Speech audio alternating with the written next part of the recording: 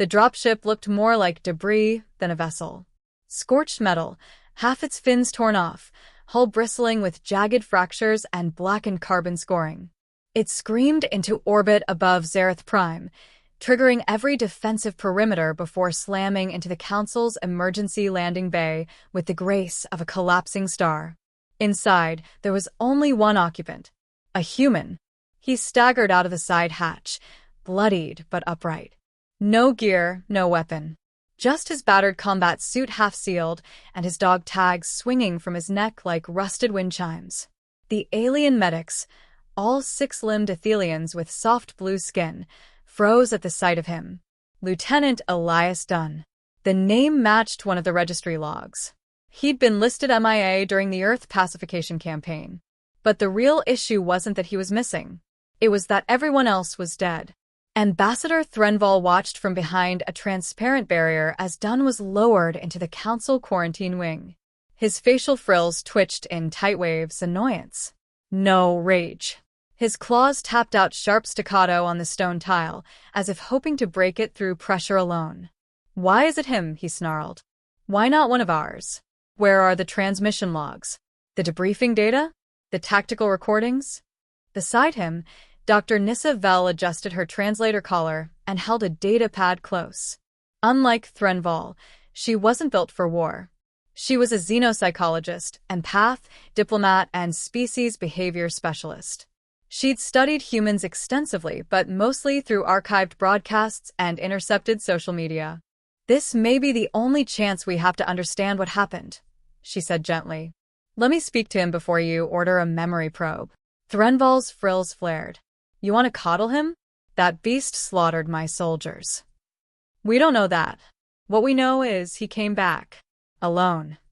The medbay was quiet, save for the mechanical hum of environmental regulation. Dunn sat upright on the edge of the cot. Not resting, not sleeping, waiting. His eyes were too alert for a soldier, supposedly suffering trauma. But his silence was absolute. Not even the barked demands of a Gorthan security officer could provoke a response. Dr. Vel entered slowly, hands open, palms outward. It was a nonverbal signal from Earth culture. Peace. Approachability. Trust. Lieutenant Dunn? She asked carefully. My name is Nissa. I'm here to talk. Just to talk. No response. You've been missing for 18 cycles. 18. That's over a Terran year. You were part of Strike, Contingent, Orion. According to the logs, you shouldn't be here. Still nothing. Vel sat down across from him, leaving space. She noted the soil sample in his hand. It was clutched in a sealed ampoule. Just dirt. But his knuckles whitened around it like it was the last piece of something holy. You brought back Earth's soil, she said softly. Is that what saved you? Dunn's eyes flicked toward her. Just a second. Then away. The next day, they tried the mind probe. It lasted 7 seconds. 7. Just long enough for the psychic interface to connect before the alien technician began screaming and collapsed. The feedback shorted out half the neural lattice. Threnval stood by, seething. What is inside that human mind? No one answered. Dunn, for the first time, stood up on his own, walked to the nearest reflective surface, and stared at himself for nearly a minute before speaking. You want answers? You're not ready for them. His voice was raw, like it hadn't been used in months. Maybe it hadn't. When Threnval demanded he elaborate, Dunn just shook his head. You sent gods to conquer ants, he murmured. And the ants made you bleed. Dr. Vel pushed for a diplomatic route. She argued that human behavior wasn't predictable under duress, that emotional logic often superseded biological survival instincts. She received scoffs from the War Council. Emotional logic is an oxymoron, said the Gorthan general. Which is exactly why they beat you, she replied.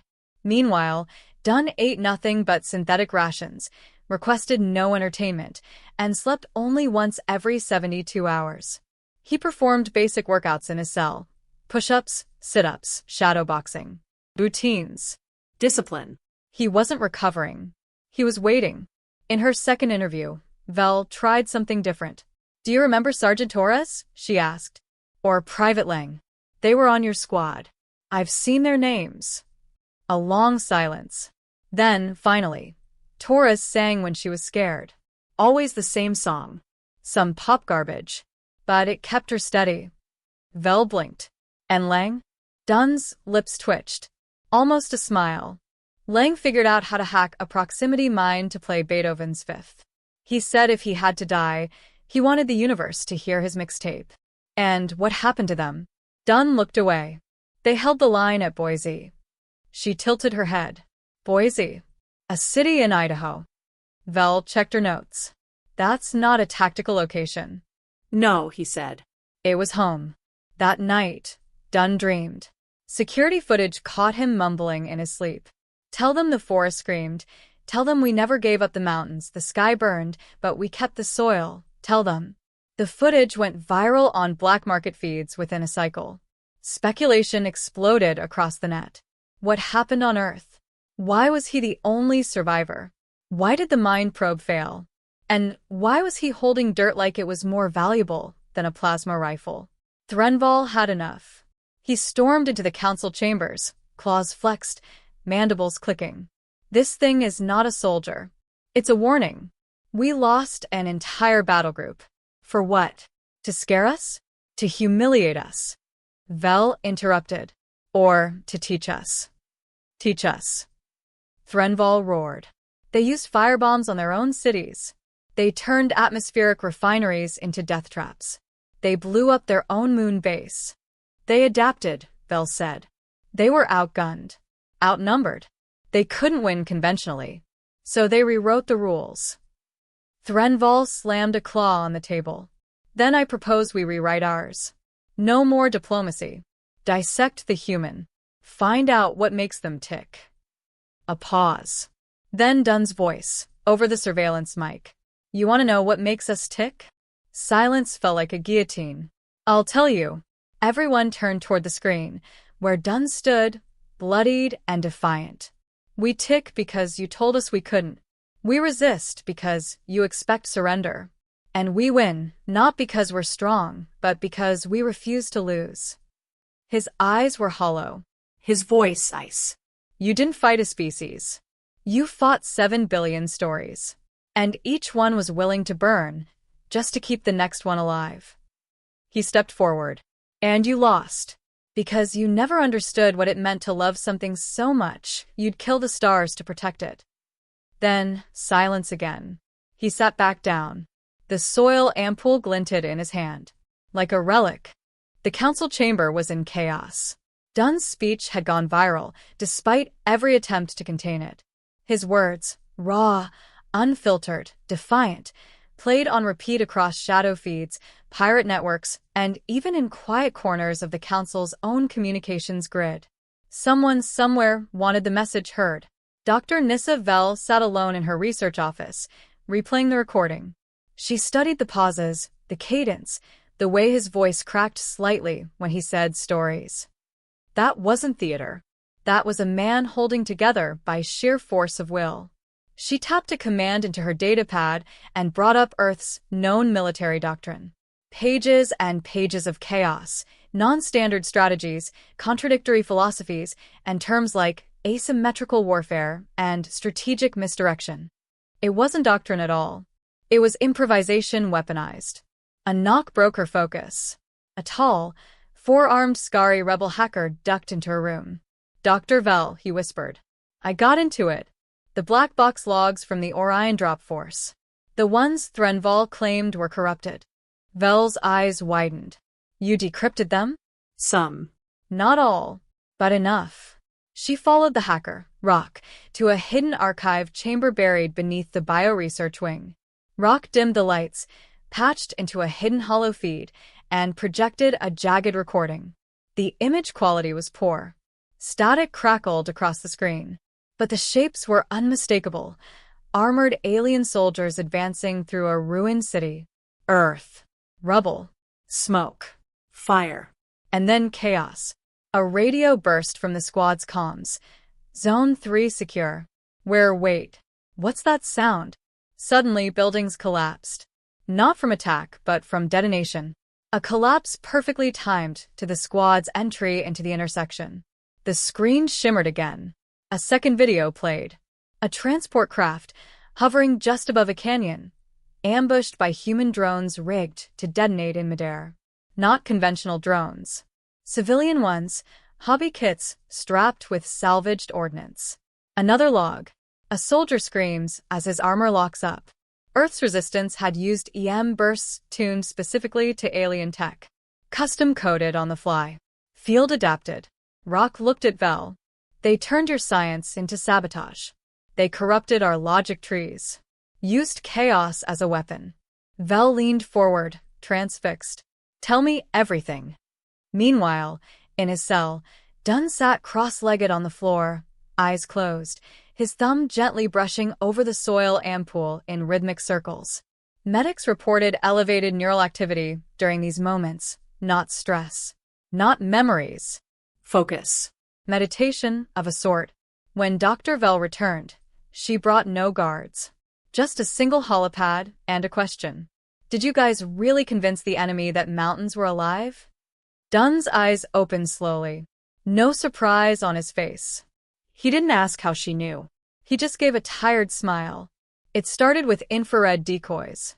Heat signatures shaped like humans. Then we moved them. Added sounds. Echoes. Whispered voices. Turned valleys into ghost towns. They started thinking there were phantoms in the terrain. Was that Torres' idea? Dunn's smile faded. Torres was the one who died testing it. Vel sat down across from him. You said she sang when she was scared. She always sang the wrong lyrics. Vel tilted her head. Why? To stay mad at the fear. If you're mad, you're not frozen. You move. Elsewhere, Ambassador Threnval paced in a war room lit by shifting red tactical maps. He had no time for ghost stories. This is spiraling, he hissed to the council heads. One human and a few scraps of footage, and our entire military command is hesitating. The rumors say humans cracked our AI targeting logic, an arboreal delegate murmured. They also say humans used wild animals as weapons, said another. Threnval bared his fangs. My soldiers were not killed by jungle cats. Perhaps not, but the psychological warfare. There is no psychology, just butchery. The solution is sterilization. Purge the planet. Yet even as he barked orders, cracks formed in his authority. Some of the junior species on the council, those who had never known war, watched the clips from Earth and felt something they couldn't explain. Respect. Back in the Medwing, Vel showed Dunn one more recovered clip. The Boise defense. The last stand.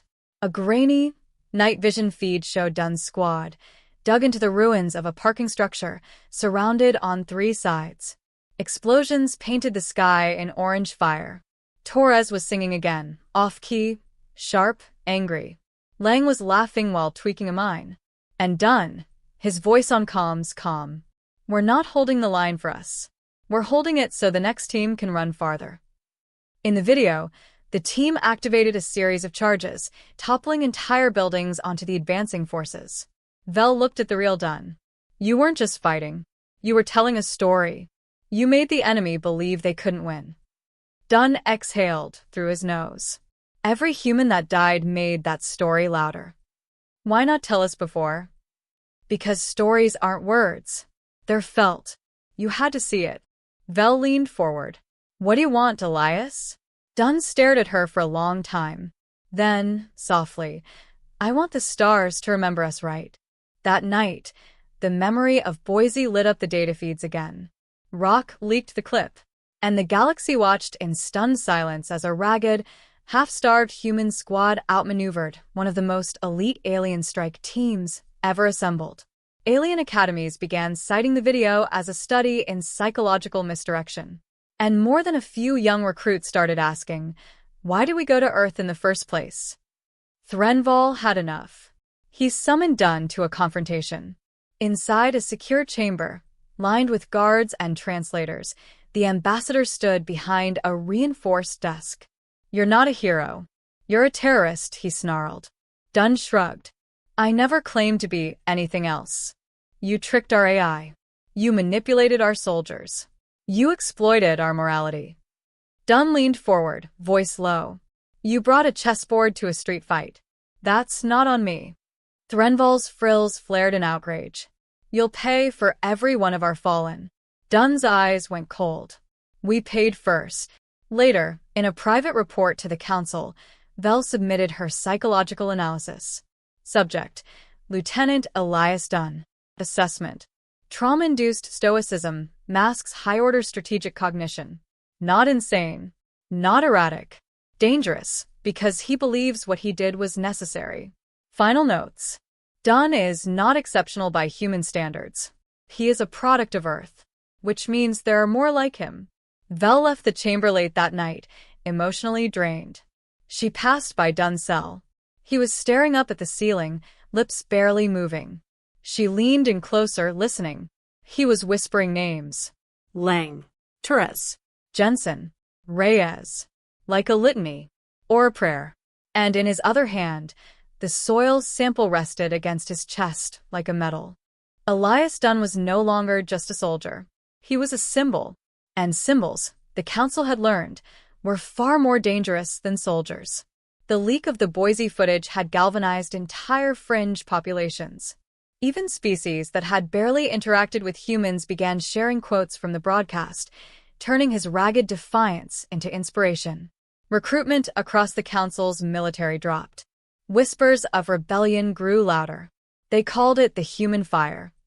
What started as fear was becoming fascination. Inside his cell, Dunn had stopped exercising. He had begun writing. No one knew where he got the stylus, probably smuggled by some junior tech sympathetic to the cause, but he spent hours hunched over sheets of repurposed intake paper. At first, guards assumed he was mapping an escape, or encrypting codes. Dr. Nissa Vel knew better. She sat across from him one afternoon, watching him finish a page. The quiet scratch of pen on paper was strange in a facility powered by neural links and digital arrays. "You're writing names again," she said softly. Dunn nodded. "Everyone I remember. Every squad mate. Civilians. Commanders. Even the ones we lost before the fighting." "You think writing them makes it real?" "No," Dunn said. "It keeps them from being forgotten." Elsewhere, the Council's secret project accelerated. Project Second Flame, an unauthorized initiative led by Ambassador Threnval and backed by a militant faction of high command, intended to return to Earth. Not to conquer. To eradicate. No more treaties. No more analysis. No more tolerance for unpredictability. Human defiance is not a trait, Threnval insisted to his advisors. It's a contagion. And it's spreading. He ordered the assembly of a planet-cracking torpedo array, a weapon typically reserved for lifeless moons or unstable gas giants. Never before used on a sentient world. Vel learned about the project through Rock's DeepNet taps. When she confronted Threnval, he didn't bother denying it. "You had your chance to understand them," he growled. "Now we erase them. We make sure no more Dunns come back." Vel stared at him. "You're not trying to win. You're trying to silence the evidence." He didn't argue. That night, Vel visited Dunn again. Urgent. Pale. "They're going back," she said, with something worse than before. Dunn didn't blink. He just looked down at his ampoule of Earth soil, still clutched like a sacred relic. "Then it wasn't enough," he whispered. Vel leaned forward. "We need to stop them. Together. But I need more. I need to know what really happened. All of it." Dunn's eyes, haunted, hollow, met hers. He said nothing for a moment. Then, slowly he nodded. "I'll tell you. It wasn't one battle. It was dozens. We didn't fight for victory. We fought for confusion. We turned every battlefield into a question mark. Made your soldiers afraid to turn corners. They'd see playgrounds and wonder if they were booby-trapped. Hospitals that we let you take, only to mine the basements. You never knew when the quiet meant retreat or ambush. You taught us that conquest is about pressure. We showed you that pressure breaks both ways." Vel listened, recording everything. But the most unsettling part wasn't the strategy. It was Dunn's face. No pride. No satisfaction. Only the look of someone who had to become a monster, to stop a worse one. Elsewhere, dissent was growing inside the council itself. Several young delegates from neutral species, unsettled by Project Second Flame, began holding secret sessions. They cited the Preservation Accords, demanded a formal review. In one such meeting, a Ryukari envoy named Milosh slammed a claw on the table. "We sent fleets to Earth, and only one soldier returned. We should be learning why, not loading bigger guns." The room buzzed with nervous agreement. One delegate asked, "Do we even know if humans still live?" Another replied, "They live if Dunn lives. Look at him. He's not done yet." Back in his cell, Dunn stared at the security feed in his room. Usually blank, but tonight it glitched, fuzzed out. Then a voice, Rox, buzzed through a hijacked frequency. "They're moving the warheads within 12 hours. After that, it's over." Dunn stood up. "Time to leave," he muttered. The door was still locked, but only for another 3 minutes. Dr. Vell found the escape route first, hacked open by Rock, mapped by Dunn. She didn't argue, didn't call security. She just walked beside Dunn through maintenance corridors until they emerged into the open under a fractured sky. The Council's orbital defense rings hovered above. Dunn turned to Vell. "If I tell them what's coming, they won't believe me." Vell nodded. "But if we tell them..." He raised an eyebrow. "You're coming with me?" "I'm not letting Earth become a footnote." They took a stolen craft, an old Gorthan scout ship held together with luck and duct tape. As they burst through atmosphere and into orbit, alarms flared. Council patrols chased them. But Rock had given them an edge, a blind spot in the surveillance net, a hidden jump corridor that opened only once every 7 cycles. Dunn guided them through it with a soldier's steady calm. Vell watched him, realizing something chilling. This wasn't the first time he'd done this. Back on Zareth Prime, Threnval discovered the breakout too late. When he saw the empty cell, the missing soil ampoule, the blank monitor feed, he didn't scream. He smiled. "Let them run," he hissed. "We'll be right behind them." The ship emerged into deep space, beyond the known council lanes. It was quiet in the cockpit. The stars shimmered like watching eyes. Vell finally spoke. "What was Boise really like?" Dunn leaned back in his seat. Loud. Dusty. "Honest." She nodded. "And the last thing you remember?" He looked at her. "I remember Lang handing me a pack of gum before the final charge." He paused, voice tight. "I still have it." She looked surprised. Why? "Because if I died, I wanted to take something small with me. Something that reminded me Earth wasn't just about war." He looked out the window. "And now I've got a second chance." The stars stretched around them like distant, indifferent gods. Vell sat in the cramped co-pilot seat of the stolen ship, staring at the console. The jump had taken them into deep space, uncharted sectors beyond council control. But that didn't matter now. They had a heading. Earth. Dunn sat beside her, eyes locked on the NAV screen, his fingers tracing familiar routes through unfamiliar space. His voice was steady. "There's a relay station hidden in the Ort Fringe. One of ours. Unofficial. We left it as a fallback. I can send a message." Vell hesitated. "To Earth." He shook his head. "To the survivors." Vell frowned. "You think any of your people are still out there?" Dunn didn't answer. He didn't have to. They found the relay station buried in a cometary ice field, hidden beneath layers of debris and interference. The place was barely functional, powered by a failing fusion cell and sheer stubbornness. Inside, Vell coughed on dust. This wasn't a station. It was a grave. Dunn flipped a switch, powered up the old terminal, and entered a string of ancient codes. A green light blinked. Message uplink enabled. Dunn typed with methodical precision.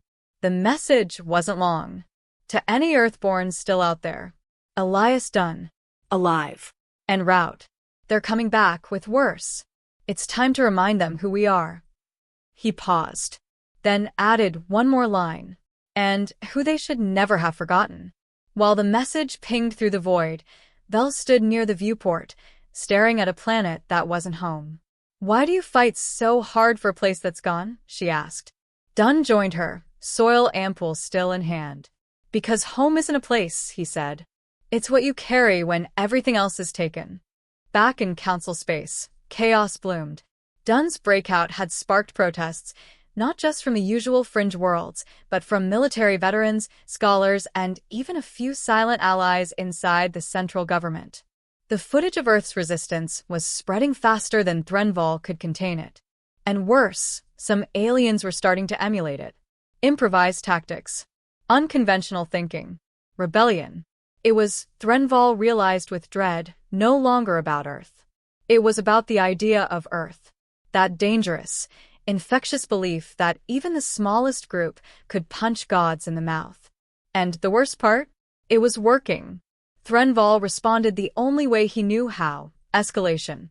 The Second Flame Fleet launched with quiet fanfare, slipping into warp en route to Sol System.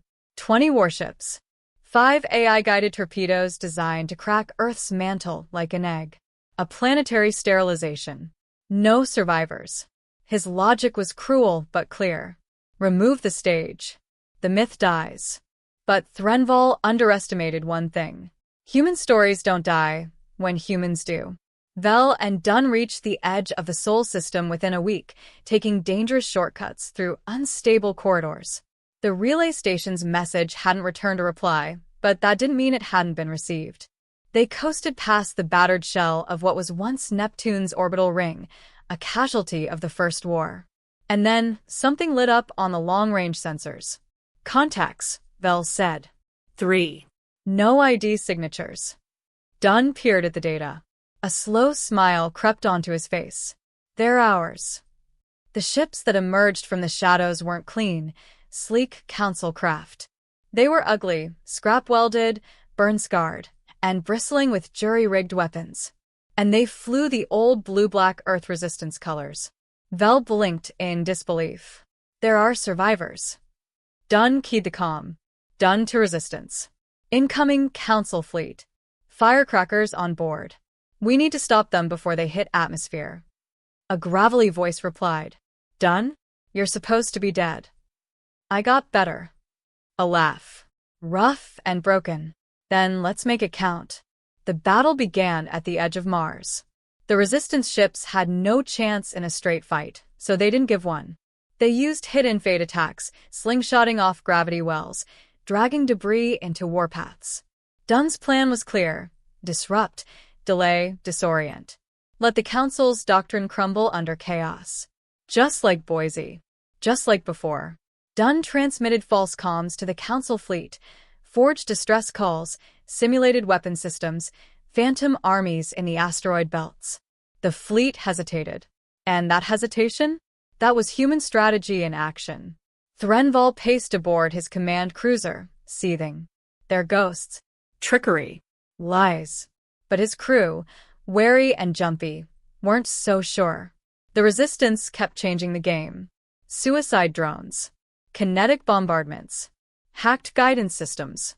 Then, from the dark side of Luna, a final surprise. A railgun. Ancient, forgotten, left over from the First War, now reactivated. Fired once.